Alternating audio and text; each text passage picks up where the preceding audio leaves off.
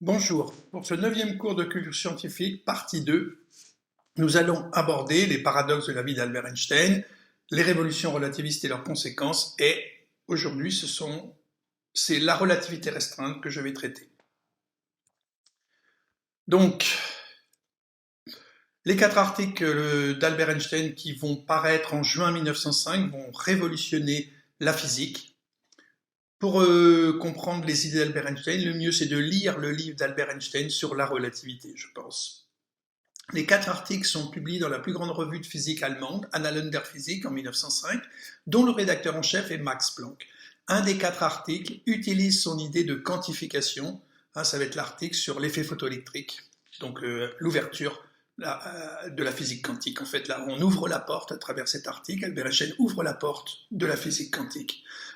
Dans cet article que nous voyons dans le chapitre sur la physique quantique, il est obligé d'utiliser la théorie corpusculaire de la lumière pour expliquer les photoélectriques.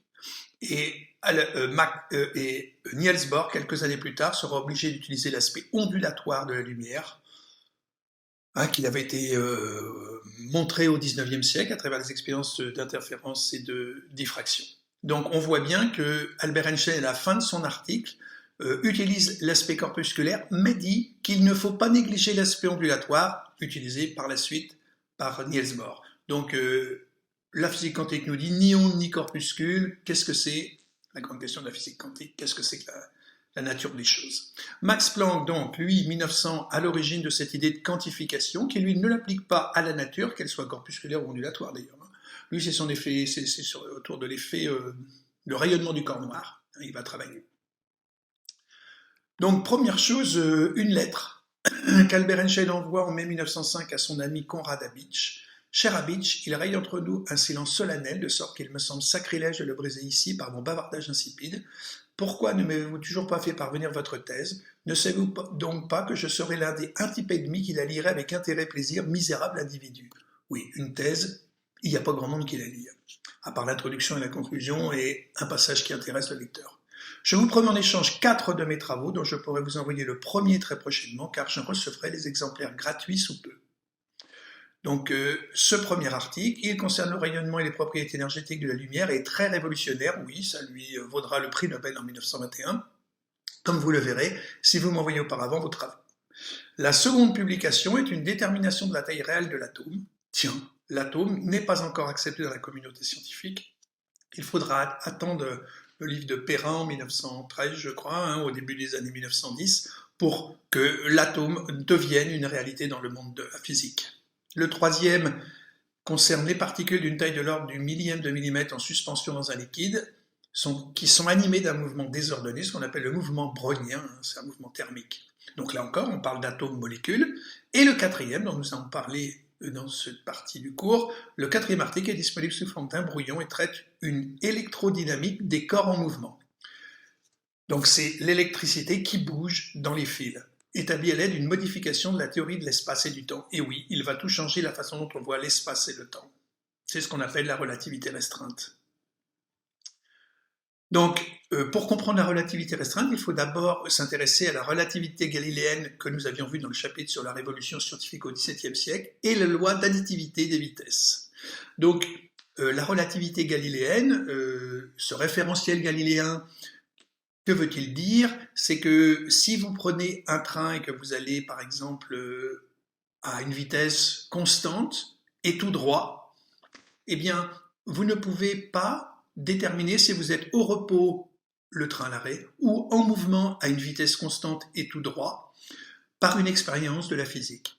Rien ne vous permet de le déterminer. Si vous prenez un stylo, vous le jetez en l'air, il retombe dans votre main et pourtant vous êtes à 300 km/h dans ce train, qui va tout droit à vitesse constante. Principe d'inertie, la relativité galiléenne.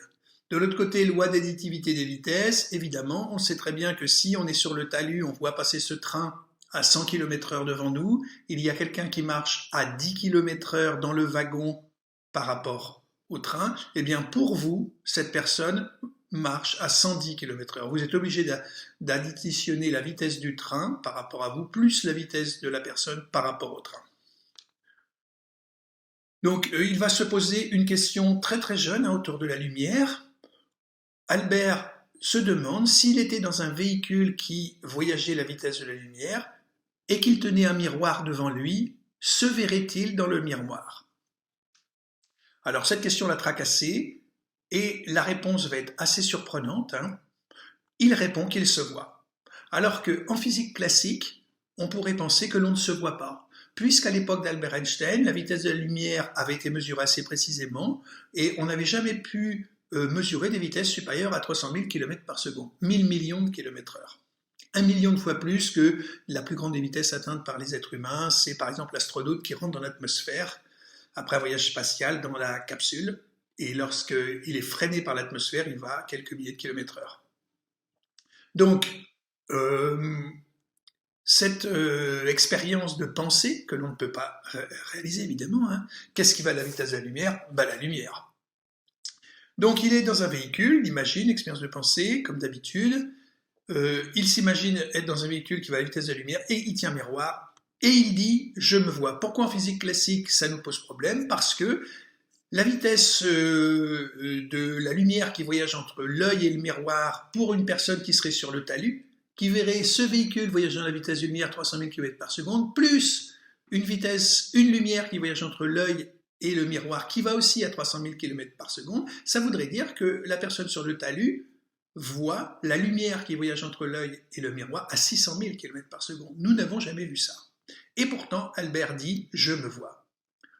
Donc, toujours dans ce livre Physique, philosophie politique, édité par Françoise Balibar, donc les propos d'Albert Einstein.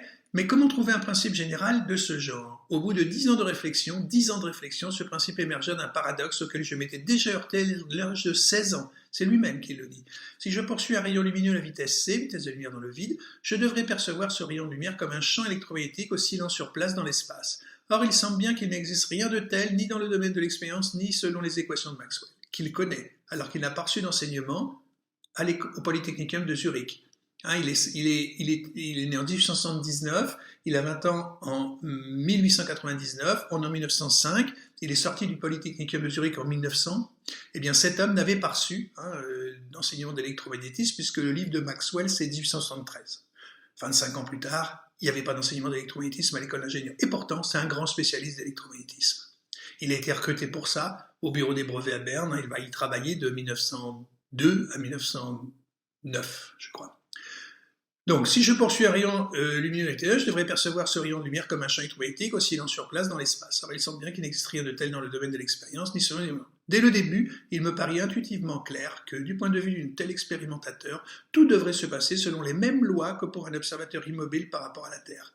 Car comment le premier observateur pourrait-il être en mesure de savoir ou de constater qu'il est dans un état de mouvement uniforme, rapide?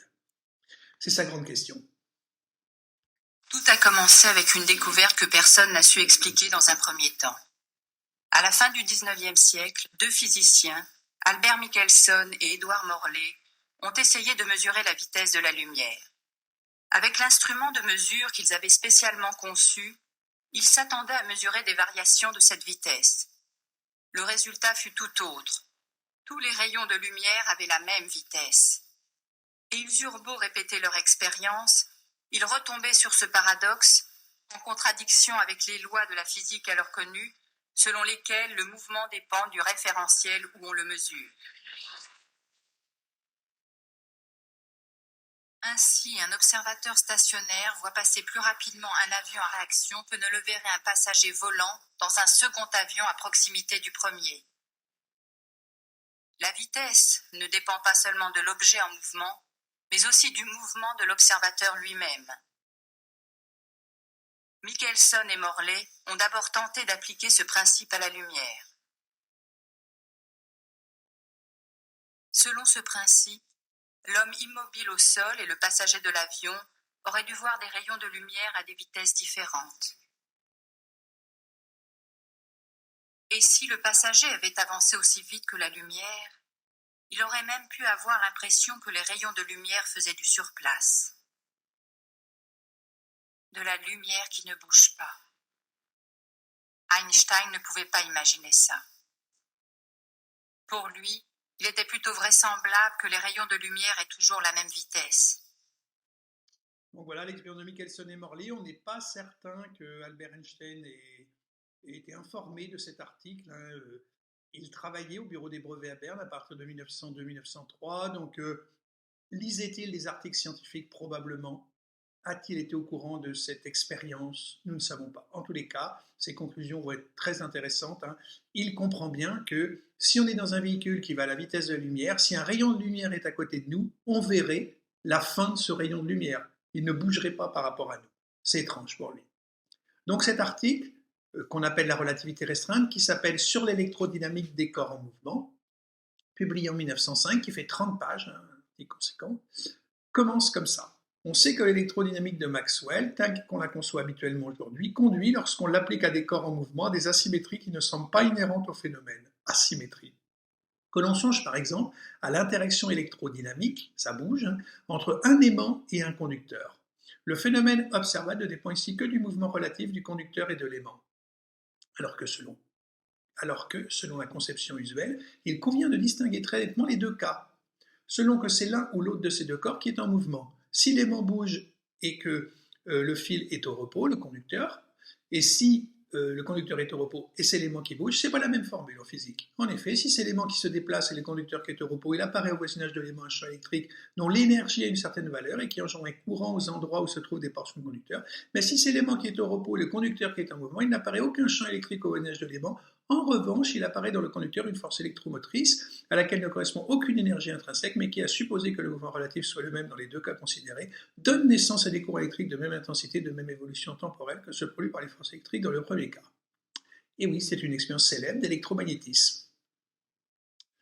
Donc, la théorie qui va être développée s'appuie comme toute autre électrodynamique sur la cinématique du corps rigide, puisque les énoncés de toute théorie de ce type concernent les relations entre les corps rigides. C'est pour ne pas avoir porté suffisamment d'attention à cette circonstance que l'électrodynamique des corps en mouvement se trouve à l'heure actuelle confrontée à des difficultés. Je passe. On voit apparaître dans la partie cinématique, définition de la simultanéité, la définition de la simultanéité. Lorsque, par exemple, je dis tel train arrive à 7 heures, cela signifie à peu près le passage de la petite aiguille de ma montre sur le 7 et l'arrivée du train sont des événements simultanés. On comprend bien ce qu'est la simultanéité. Pourquoi parle-t-il des trains et des horloges? Eh bien, on pense que pendant les quelques années qui ont précédé 1905, durant lesquelles Albert travaillait au bureau des brevets à Berne, il s'intéressait aux brevets qui étaient déposés autour de l'électromagnétisme. Et c'était la propagation des signaux pour que les horloges indiquent entre, par exemple, Paris et Berlin la même heure. Comment synchroniser les horloges? Donc c'était un des grands problèmes de l'époque et sur lequel sûrement Albert a lu beaucoup de brevets qui étaient déposés en Suisse. Au petit 2, sur la relativité des longueurs et des temps, voilà, la relativité restreinte est énoncée, je vous la traduis. Le principe de relativité, c'est le principe de relativité de Galilée, étant donné deux systèmes de coordonnées en translation uniforme l'un par rapport à l'autre. Les lois auxquelles sont soumis les changements d'état des systèmes physiques restent les mêmes, quel que soit le système de coordonnées auquel ces changements sont rapportés. Principe d'inertie, du moment qu'on soit dans un référentiel galiléen en translation rectiligne uniforme, l'un par rapport à l'autre, vous ne pouvez pas constater lequel est en mouvement. Deuxième principe, et là c'est vraiment un apport incroyable, le principe de constance de la vitesse de la lumière. Il pose chaque rayon lumineux se meut dans un système de coordonnées au repos avec la vitesse déterminée qu'on appelle c aujourd'hui, qu'il soit émis par un corps au repos ou un corps en mouvement. Quelle que soit la vitesse du corps qui émet la lumière est toujours à la vitesse de la lumière. Vous êtes au repos avec votre voiture, vous allumez les phares, la lumière se propage dans le vide à la vitesse de la lumière. Vous êtes en mouvement, vous avez une vitesse, et bien elle se propage toujours à la vitesse de la lumière, quel que soit le référentiel. Donc les conséquences de la relativité restreinte, dilatation du temps et contraction des longueurs. Où est le problème? Regardez les 3 lois fondamentales de la mécanique publiées par Isaac Newton en 1687 dans son livre Les Principia.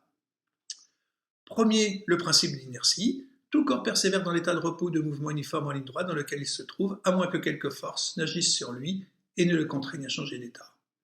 La relation fondamentale de la dynamique, F égale ma, et l'égalité de l'action et de la réaction. Donc, à un moment donné, il fait part de sa vision, de ce qu'est le temps et ce qu'est l'espace, on dirait une durée. Le temps absolu, vrai et mathématique, sans relation à rien d'extérieur, coule uniformément, il s'appelle durée. L'espace absolu, sans relation aux choses externes, demeure toujours similaire et immobile. Et oui, pour Isaac Newton, l'espace et le temps sont absolus. Mais ce n'est plus vrai pour Albert. Albert Einstein change les choses. On va prendre l'exemple d'un train, d'un wagon, qui est au repos et puis qui est en mouvement. Lorsqu'il est au repos, un faisceau de lumière est émis au niveau du sol, va frapper un miroir au plafond et revient au niveau du sol. La distance entre le sol et le plafond est petit d, la vitesse de la lumière est petit c, donc la distance parcourue est 2d, et la durée du parcours, pour un observateur dans le train, est bien simplement 2d sur c. La vitesse est une distance sur une durée. Maintenant, vous prenez l'exemple du wagon qui va en mouvement à la vitesse v, de la gauche vers la droite. Vous êtes sur le talus, vous regardez passer le wagon et vous voyez l'expérience de l'émission du faisceau de lumière au sol qui vient frapper le miroir et qui revient. Évidemment, ça ne sera plus deux droites verticales.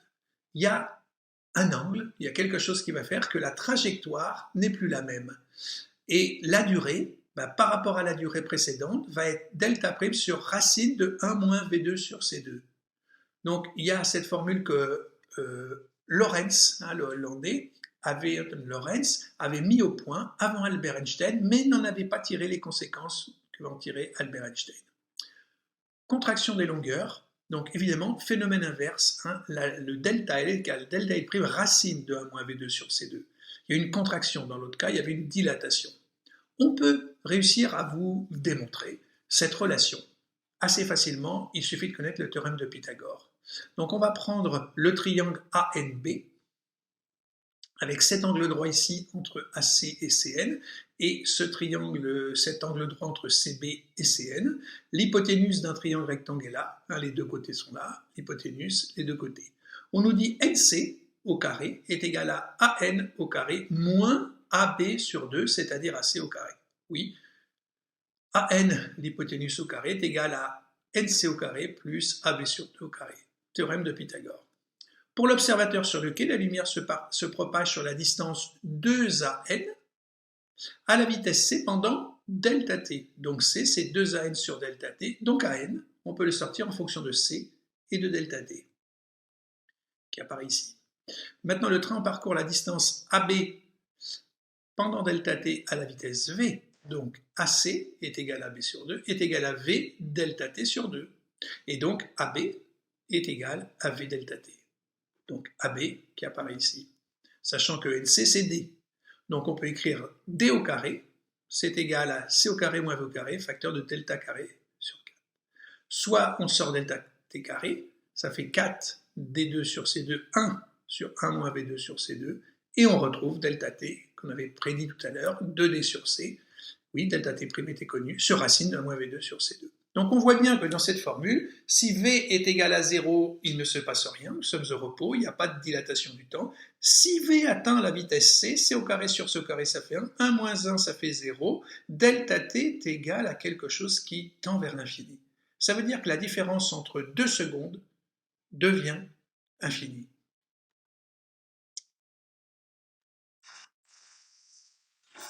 Une particule de lumière, un photon, qui va et vient entre deux miroirs, agite aussi comme une horloge. Il se comporte comme un pendule. Avec une telle horloge de lumière, on peut mesurer exactement la distance entre la Terre et la Lune. Les astronomes envoient des rayons laser vers la Lune et déterminent la distance en fonction du temps nécessaire aux rayons pour faire l'aller-retour. Il faut 1 seconde 3 dans chaque sens. Un observatoire à Nice fait cette mesure. La distance Terre-Lune est donc de 384 000 km. Le déflecteur a été laissé sur la Lune par les astronautes. Le rayon laser fait un mouvement de va-et-vient. Tic, tac, comme le pendule d'une horloge. Mais qu'observe un astronaute dans un vaisseau spatial qui passe à proximité de la Terre et de la Lune? Il rencontre un phénomène étrange. Pour lui, la lumière se déplace aussi comme un pendule. Toutefois, pas à la verticale de haut en bas, mais en zigzag. Du point de vue de l'astronaute, le rayon laser doit donc parcourir une distance plus longue que s'il était un simple observateur sur Terre. Si on compare les deux distances, il est alors clair que pour l'observateur stationnaire au sol, la distance est plus courte et que pour l'astronaute, elle est plus longue. Étant donné que la lumière ne peut avoir qu'une seule vitesse, elle ne peut pas compenser la différence. C'est pour cette raison qu'elle a besoin de plus de temps. Ainsi, du point de vue de l'astronaute, le pendule de la lumière marche plus lentement. Cela signifie que le temps s'écoule plus lentement pour lui.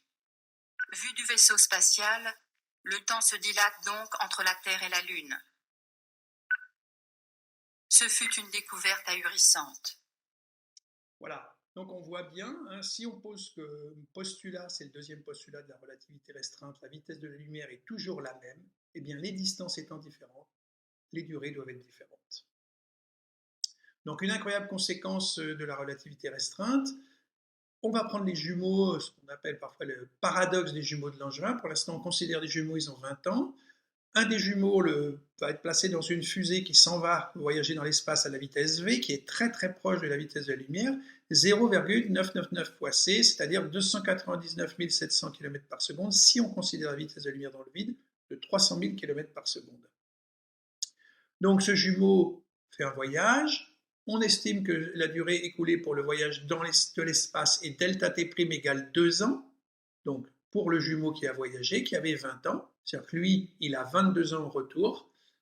Le temps écoulé pour le terrien, lui, si on applique la formule delta t égale delta t' sur racine d'un moins v2 sur c2 avec v 299 700, c 300 000, eh bien nous donne comme résultat 40 ans.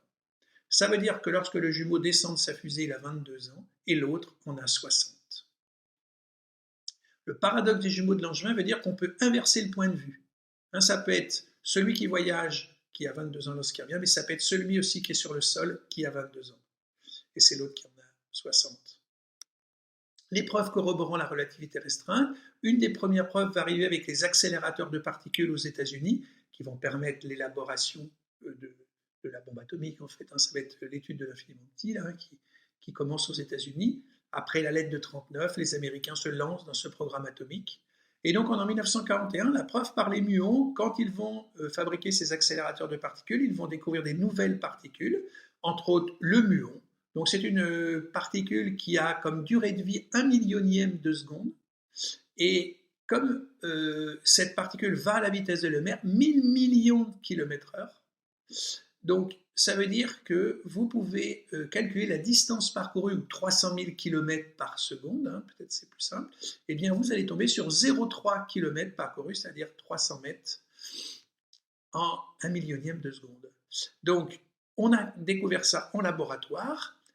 À ce moment-là, on a créé, bien sûr, pour détecter les muons, des détecteurs de particules, des détecteurs de muons.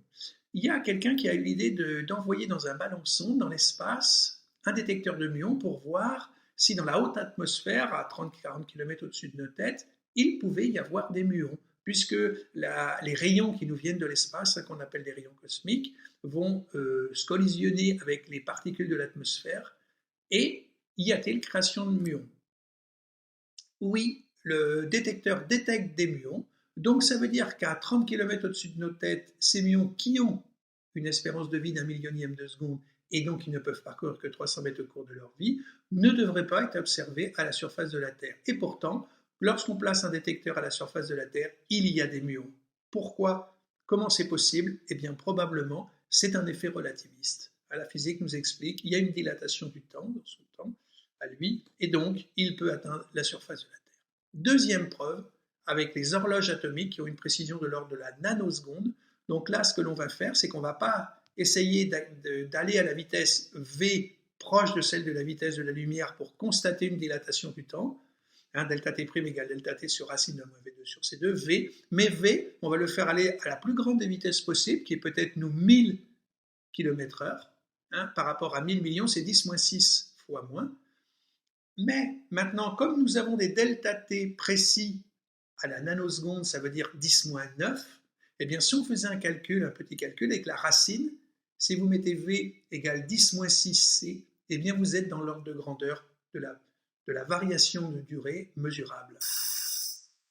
Ce n'est que 50 ans plus tard que la théorie d'Einstein a pu être démontrée de manière pratique. Alors on ne démontre pas de manière pratique une théorie, on corrobore, hein, en philosophie on emploie ce mot, on corrobore une théorie euh, par une expérience. On vérifie, on essaie de tester la prédiction.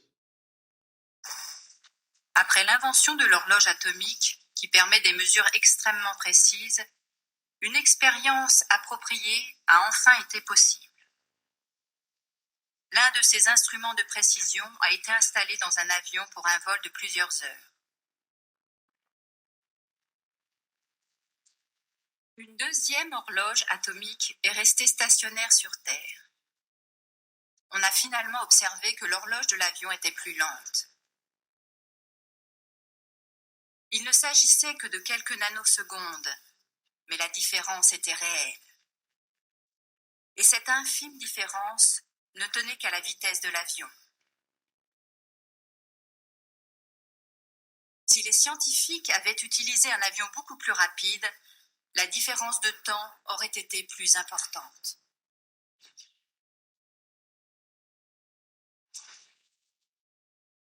L'horloge à bord aurait été nettement plus lente que celle laissée sur Terre pour la comparaison.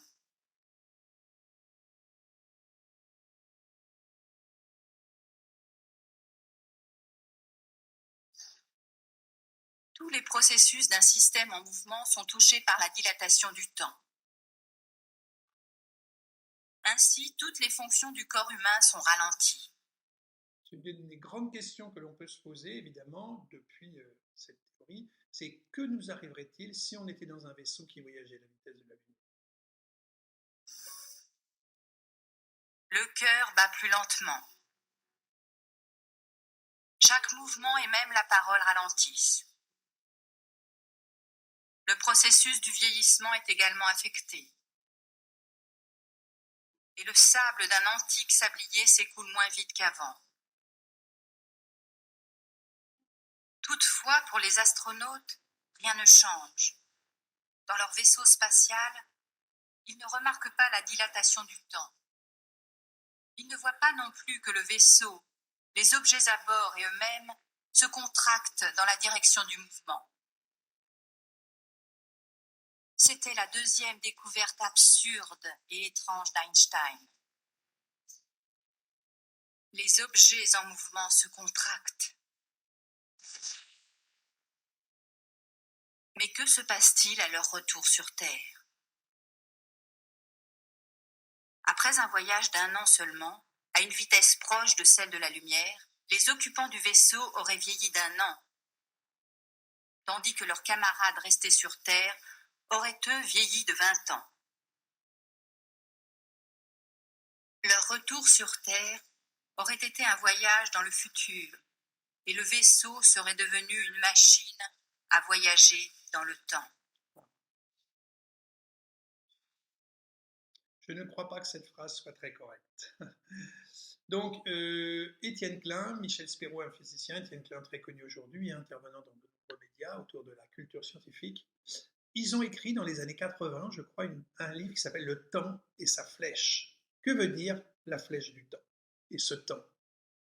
Salvador Dali a nous proposé un tableau dont le nom et la persistance de la mémoire. C'est surtout, ça s'appelle les montres molles, connu sous le titre les montres molles. Mais qu'est-ce que ça veut dire? Les montres molles, c'est dilatation du temps. Le temps se déforme. Salvador Dali a été quelqu'un qui a organisé un congrès de physique quantique en Espagne. Les surréalistes ont été très intéressés par les théories de leur époque. La plus célèbre équation de la physique, E égale mc2, tout le monde la connaît.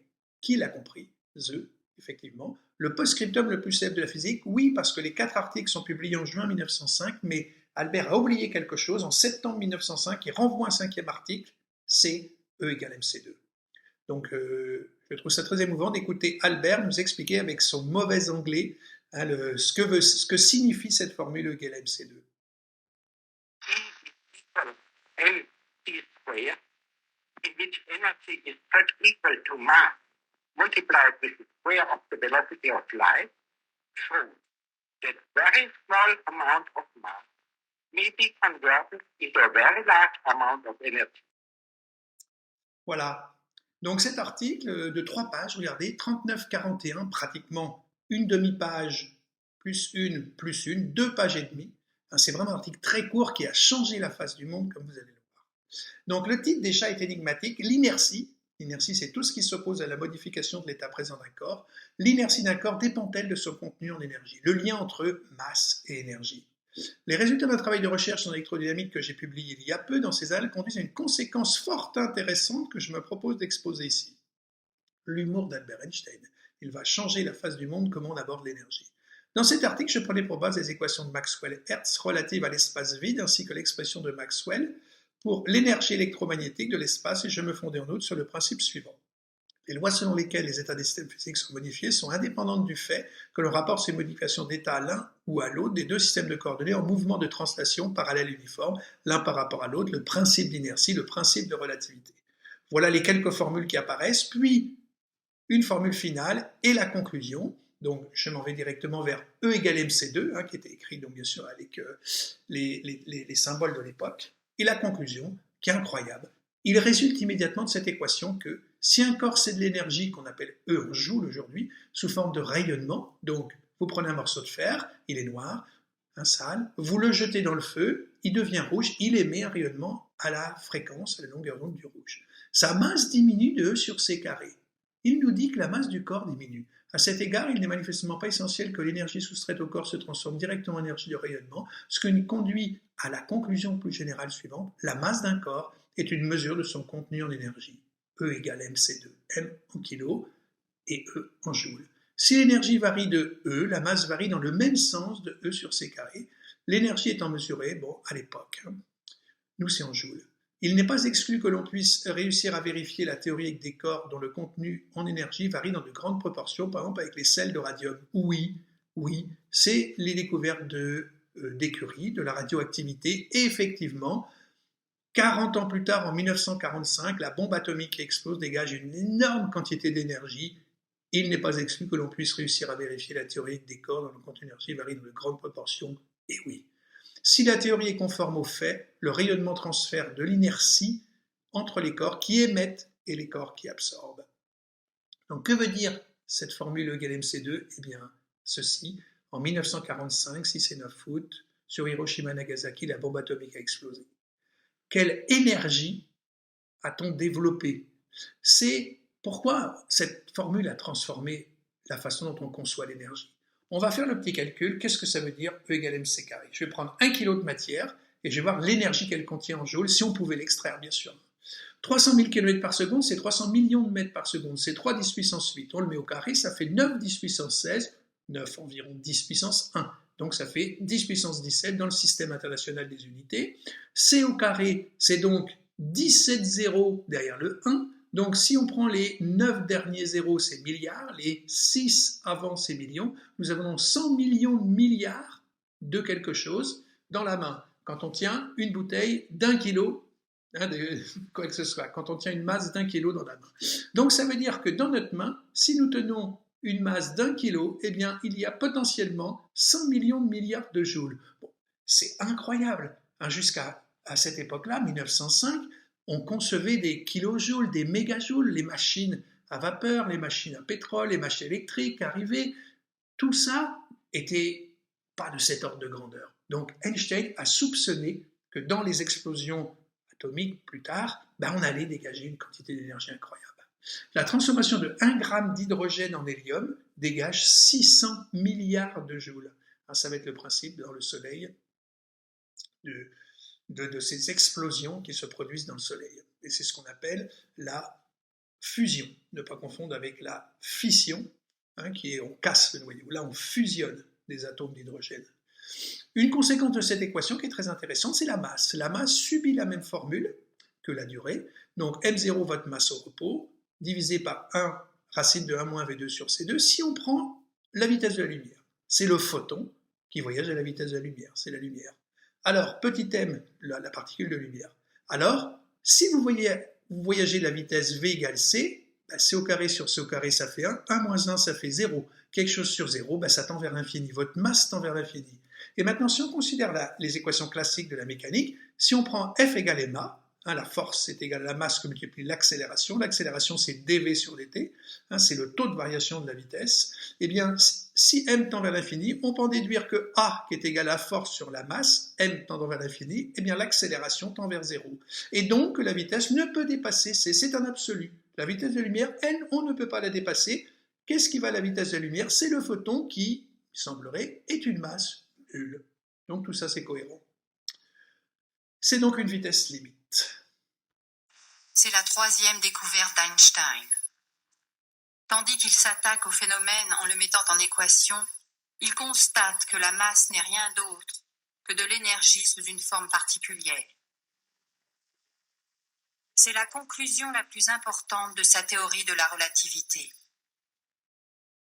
Cette énergie peut être calculée mathématiquement en multipliant la masse par le carré de la vitesse de la lumière.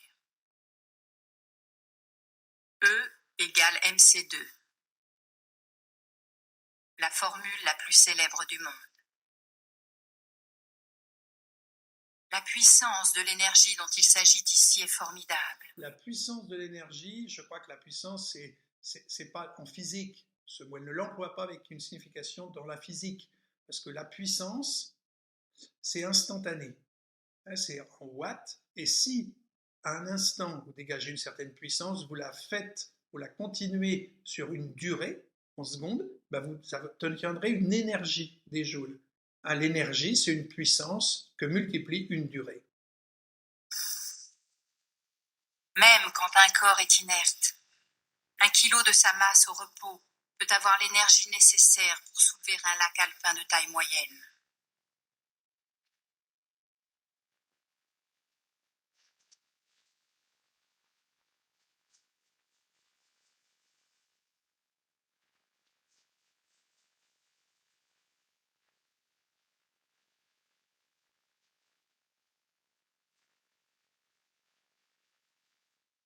La proportion est sidérante.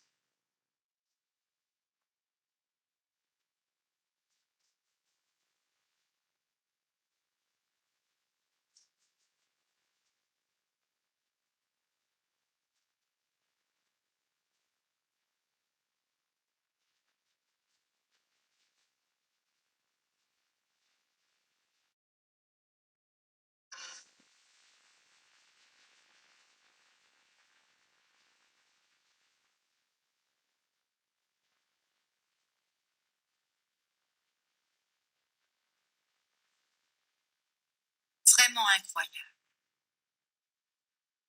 1 kilogramme de matière recèle une quantité d'énergie telle que l'on pourrait soulever plusieurs milliards de tonnes avec celle-ci. Au début, la formule d'Einstein n'était pas du tout clairement comprise. On la considérait comme une simple possibilité théorique et on ne la prenait pas très au sérieux. La notion d'atome n'est même pas là. Puis des physiciens de l'atome ont découvert que les constituants du noyau atomique, les protons et neutrons, sont liés les uns aux autres par une incroyable force. Force nucléaire forte. Cette attraction correspond à une certaine quantité d'énergie. Lors de la fusion nucléaire, une petite partie de cette énergie est libérée et s'échappe sous forme de rayonnement. Et on fusionne des atomes. La formule E égale mc2 n'était plus une simple théorie. Au contraire, on la retrouvait dans des processus de la nature. Au centre de notre Soleil, les atomes d'hydrogène fusionnent et forment des noyaux d'hélium. L'énergie ainsi libérée se répand sous forme de photons. On pouvait enfin expliquer pourquoi notre Soleil brille. Il se passe un phénomène similaire lors de la fission nucléaire. La quantité d'énergie stockée dans la matière se manifeste dans l'énorme puissance de destruction de la bombe atomique.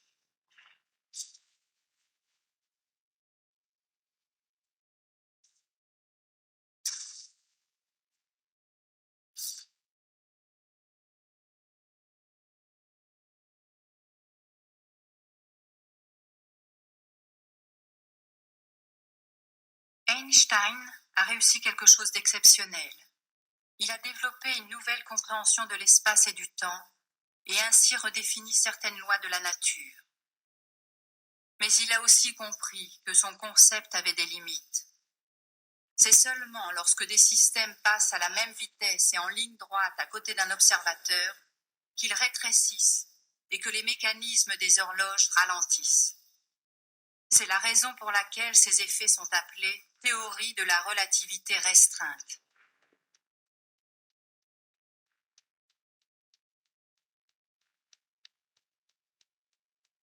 Donc on ne considère que des mouvements tout droit à vitesse constante. Évidemment, il faudra aller vers la relativité générale pour prendre en compte la gravitation. Après 1905, rien ne va changer. En fait, c'est lent la reconnaissance, les gens ne comprennent pas bien ce qu'il a fait. On voit le congrès se lever de 17, il a le prix Nobel en 21, en 22 il vient à Paris faire des conférences, en 28 il est photographié, il commence à être une star dans les années 20, une star médiatique. Donc sa métamorphose, en 1908, il va être invité à l'université de Berne, mais comme maître de conférence, mais je crois qu'il continue à travailler pour le bureau des brevets à Berne jusqu'en 1909. Il est professeur associé enfin en 1909, ça y est, il est professeur dans son école qu'il avait faite quelques années avant, le Polytechnique de Zurich. Il s'en va en 1911, il est professeur avec Scher à l'université de Prague. 1911, c'est la grande réunion à Bruxelles, le premier congrès Solvay. Tous les plus grands physiciens sont là. On va parler de la théorie du rayonnement et des quanta, la révolution bien sûr qui se présente en physique. On voit Solvay, cet industriel, qui organise ces congrès qui existent toujours dans le plus grand hôtel de Bruxelles. Il n'est pas sur la photo, il semblerait qu'il ait été rajouté. Hendrik Lorentz, la fameuse racine de 1-V2 sur C2, c'est lui, un grand ami d'Einstein. Einstein appréciait beaucoup cet homme calme et posé. Albert Einstein, qui est jeune par rapport aux autres. Et puis maintenant, on va voir tout un tas de physiciens français qui sont là, et dont Paul Langevin et Marie Curie, Henri Poincaré, grand mathématicien, Paul Langevin et Paul Langevin et Marie Curie sont soupçonnés d'aller à Bruxelles pour leur relation. Lorsque vous écoutez le deuxième chapitre de ce cours, je parle de Marie Curie et de cette histoire qui a entaché son deuxième prix Nobel en 1911. Albert Einstein est enfin nommé professeur avec Scher au Polytechnique de Zurich en 1912 et enfin, très vite, il est recruté en Allemagne. Il revient en Allemagne en 1913, il a 34 ans et il va être nommé directeur de l'Institut Kaiser Wilhelm à l'Académie des sciences de Prusse. Je vous remercie. Au revoir.